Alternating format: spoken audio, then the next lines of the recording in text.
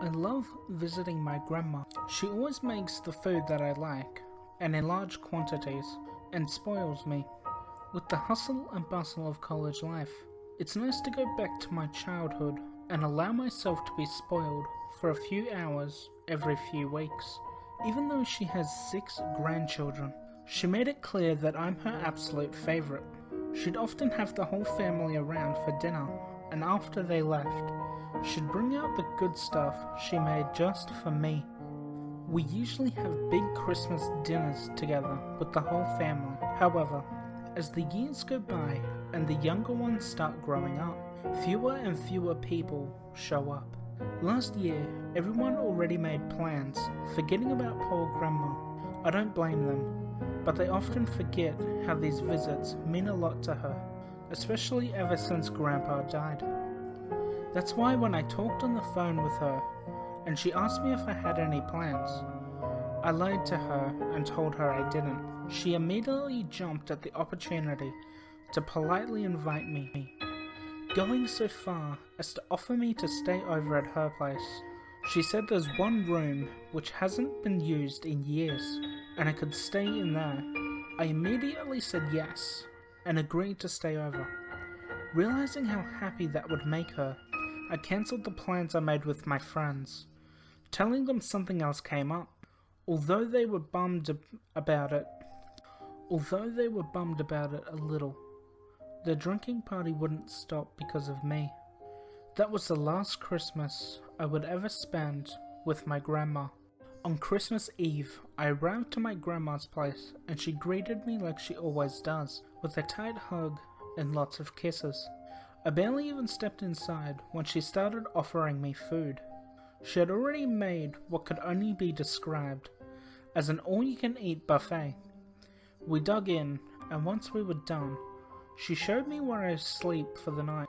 It was a cozy little bedroom, which apparently used to be my mother's room when she was little.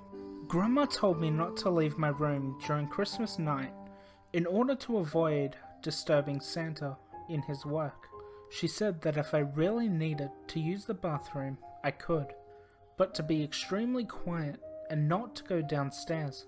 On the nightstand, she left a list of things I should do before I go to bed to ensure I get a good present.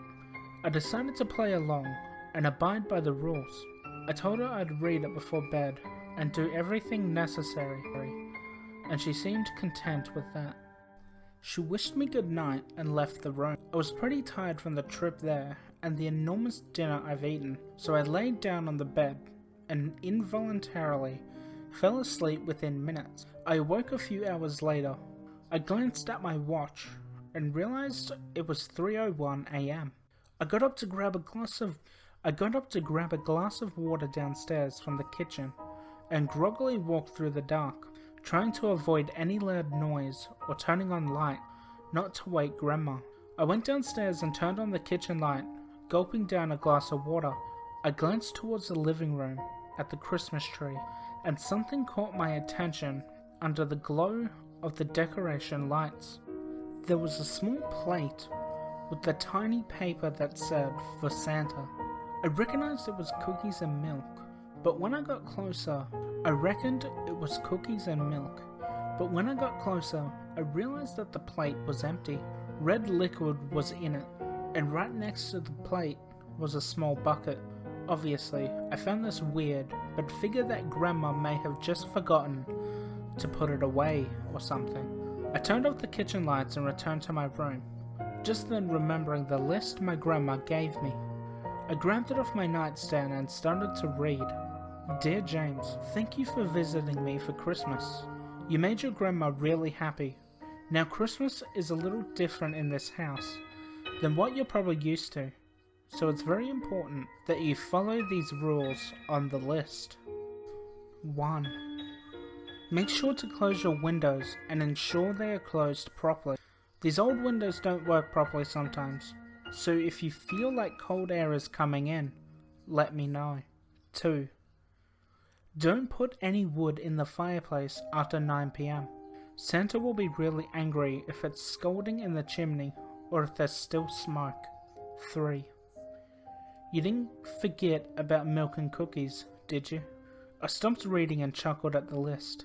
Grandma clearly wanted me to follow the basic rules for Santa, like when I was a kid, but again I decided to oblige. I continued reading the list.